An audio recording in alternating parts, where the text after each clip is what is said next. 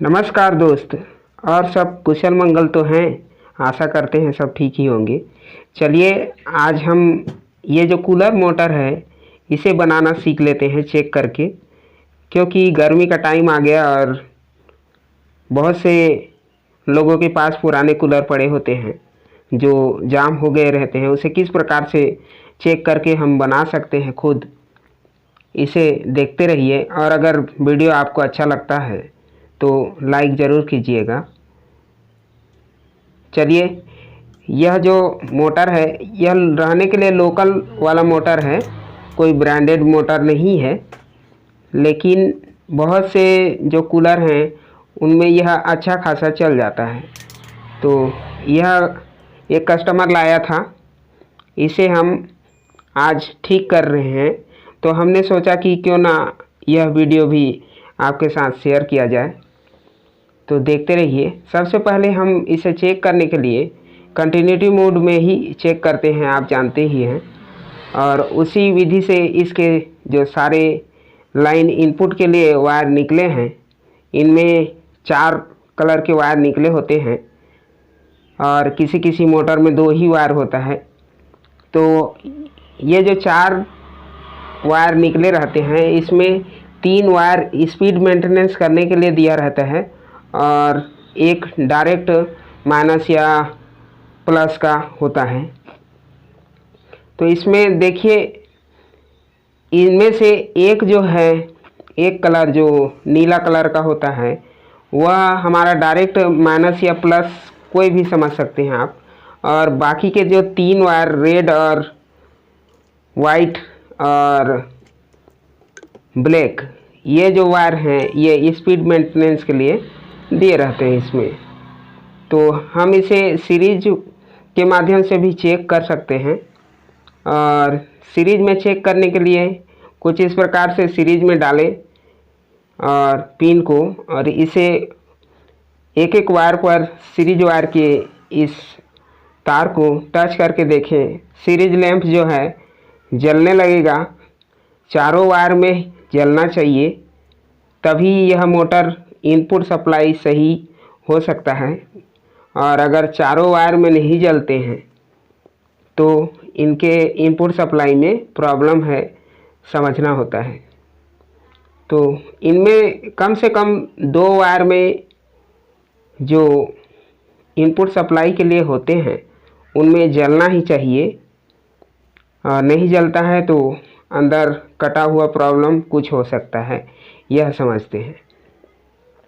ये देखिए, जैसा कि यह एक जो वायर है नीला कलर का, इसमें हम डायरेक्ट एक पॉइंट को रख करके ये जो रेड ब्लैक और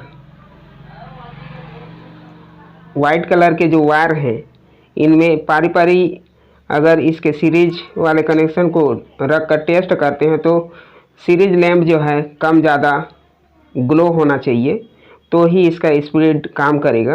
और अगर तीनों वायर में बराबर जलते हैं तो स्पीड इसका नहीं काम करेगा, ये बराबर लेवल में चलेंगे, यह समझना होता है।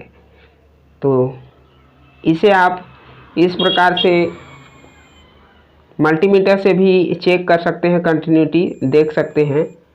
और इससे भी यह पता चल जाता है इसमें जो कंटिन्यूटी है ये स्पीड मेंटेनेंस वाले में कम ज़्यादा ओम्स मेंटेनेंस करके दिखाते हैं। और एक जो है ये नीले कलर का वायर, यह तो डायरेक्ट ही कोई भी एक पॉइंट हो सकता है, माइनस या प्लस, पहले ही बताया। तो कुछ इस प्रकार से इसका जो समस्या है अभी, इसे हम इसी तरह से सबसे पहले फाइंड करना होता है कि मोटर सही तरीक़ा से इनपुट सप्लाई इसमें जा रहे हैं, अन्यथा इसमें कुछ समस्या है। सबसे पहले हम इसी प्रकार से ही इसे सीरीज और मल्टीमीटर के माध्यम से टेस्ट करके देखना होता है। और ये सब टेस्टिंग हो जाने के पश्चात आप इसे, यह जो राड है इसके बीच में, इसको बोलते हैं शाफ्ट राड। ये बुश या वायरिंग इसके अंदर लगे होते हैं। यह तो फिलहाल बूश वाला है, और ये राड है जिसमें पंखुड़ी अटैच होता है, यह शाफ्ट होता है। तो यह शाफ्ट जो है अभी पूरी तरह से जाम होकर चल रहा है, एकदम से टाइट है। तो हम इसे बिना खोले कुछ इस प्रकार से इसमें पेट्रोल ऑयल डालकर देखते हैं थोड़ा बहुत, और इसे कुछ ऊपर से प्रेस करके इसे फ्री करने का प्रयास करते हैं। अगर इससे यह फ्री हो जाता है तो इसे हम लाइन में डालकर भी चला करके देख सकते हैं, और अगर नहीं होता है तो हमें इसे खोलकर ही देखना होता है। तो सबसे पहले हम इसे कुछ इस प्रकार से ही फ्री करने का प्रयास करते हैं। और अगर आप इस वीडियो को पूरा देख लेते हैं तो 100% इस प्रकार के मोटर को खुद से बनाना सीख ही जाएंगे। तो वीडियो पर बने रहिए। और हमने इसे दाएं बाएं सभी तरफ से हल्का हल्का प्रेस करना होता है, बहुत ज़ोर से नहीं पीटना, नहीं तो फिर बर्बाद हो जाएगा। इसका बेयरिंग भी टूट सकता है अंदर का, और ये शाफ्ट भी क्रैक हो सकते हैं, इससे बनने के बजाय बिगड़ भी सकता है। तो बहुत ही एकदम सॉफ्टली काम करना रहता है इसे। तो यह तो जो सॉफ्ट है यह फ्री नहीं हो पाया, तो इसलिए हम इसके ये जो चारों स्क्रू नट बोल्ट इसे खोलकर ही हमें इसे सही करना होगा। तो चलिए इसके जो चारों नट बोल्ट वाले ये इसमें लगे हुए हैं, इसको निकाल लेते हैं 1 बाय 1 करके, और उसके पश्चात इसके अंदर बेयरिंग या बूश लगा है उसे देखेंगे कि यह क्यों इतना जाम हो चुका है।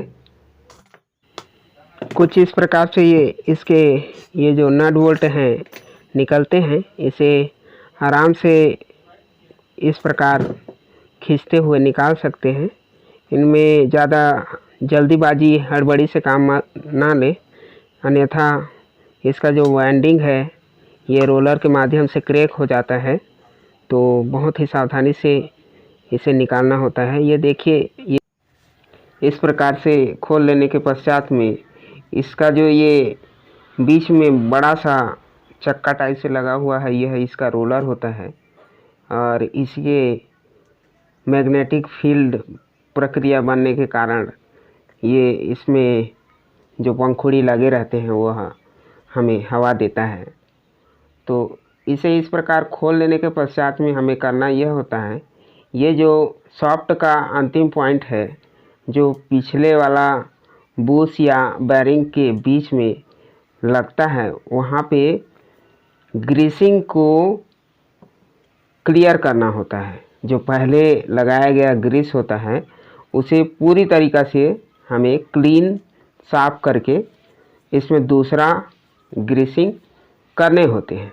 तो इसके लिए इसका जो जितने भी बूश वाशर लगे होते हैं, ये वाशर को सबको निकाल के पेट्रोल में क्लीन कर लें, और ये जो सॉफ्ट रॉड को भी अच्छी तरीक़ा से क्लीन करने होते हैं। इसे क्लीन कर लेने के पश्चात में, क्लीन मतलब साफ कर लेने के पश्चात में इसमें दूसरा ग्रीसिंग करेंगे।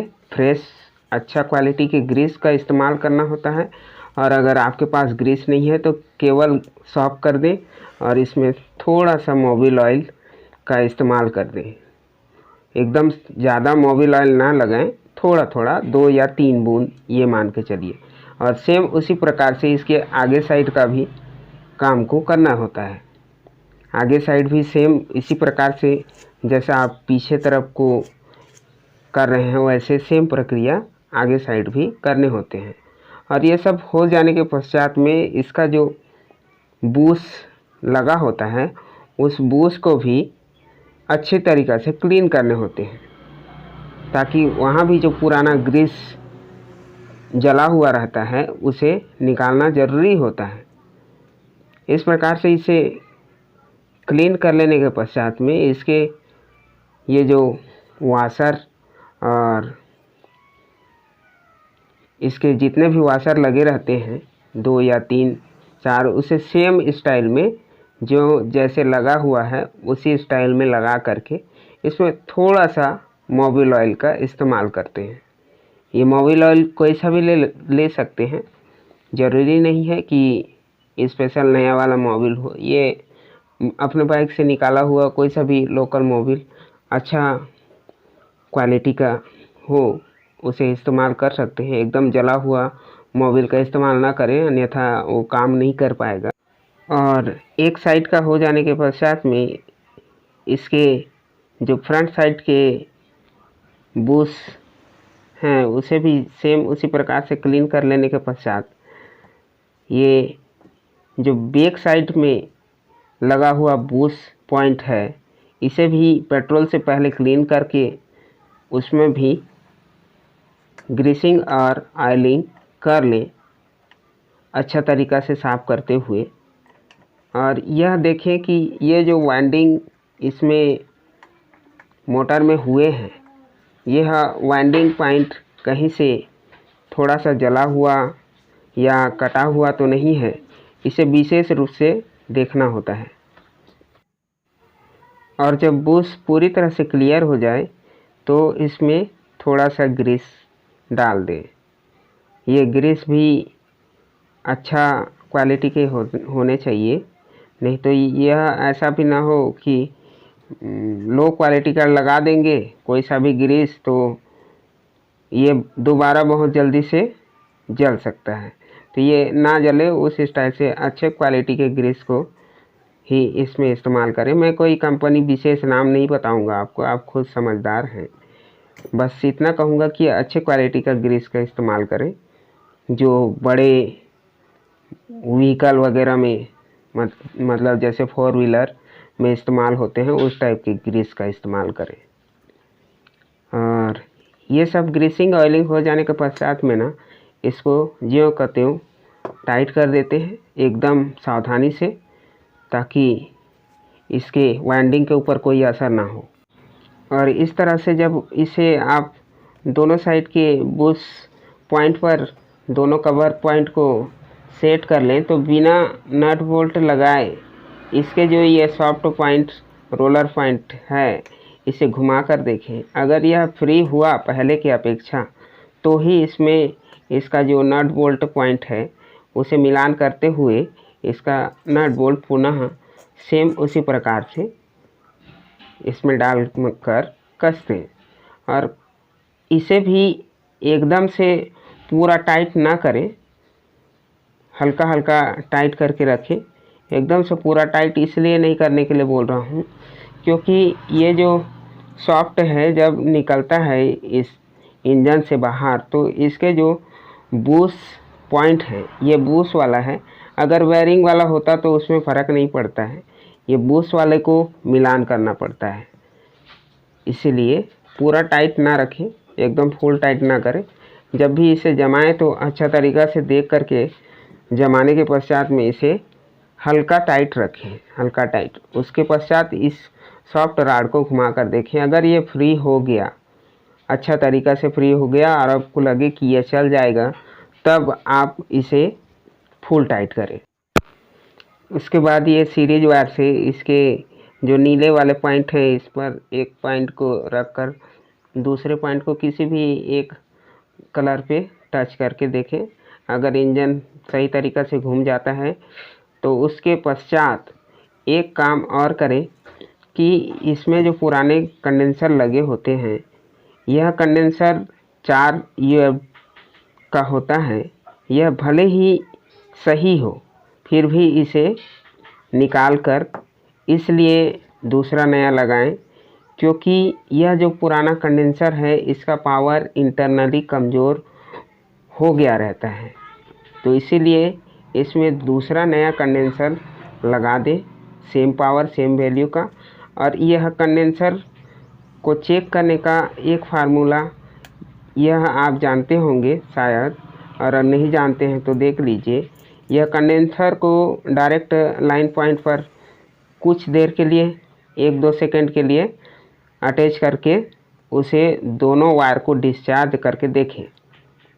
यह काम बहुत ही सावधानी पूर्वक करें, आपके पैरों पर चप्पल होना ज़रूरी है। इस प्रकार से इस कंडेंसर को चेक किया जाता है, और जब यह बहुत ही तेज़ आवाज़ करे चटाक से, तो ही यह कैपेसिटर इस मोटर पर इस्तेमाल करने योग्य माना जाता है। तो उस प्रकार से इसे लगा लें दोबारा, और आपका कूलर अभी पूरी तरह से बनकर रेडी है, चलने के लिए तैयार है, कोई प्रॉब्लम नहीं। आपने हमारे इस वीडियो को पूरा देखा, इसके लिए तहे दिल से हम आपके आभारी हैं। और अगर आपको अच्छा लगा हो तो लाइक कर सकते हैं और सब्सक्राइब भी कर सकते हैं। हमारे आने वाले वीडियो को देखने के लिए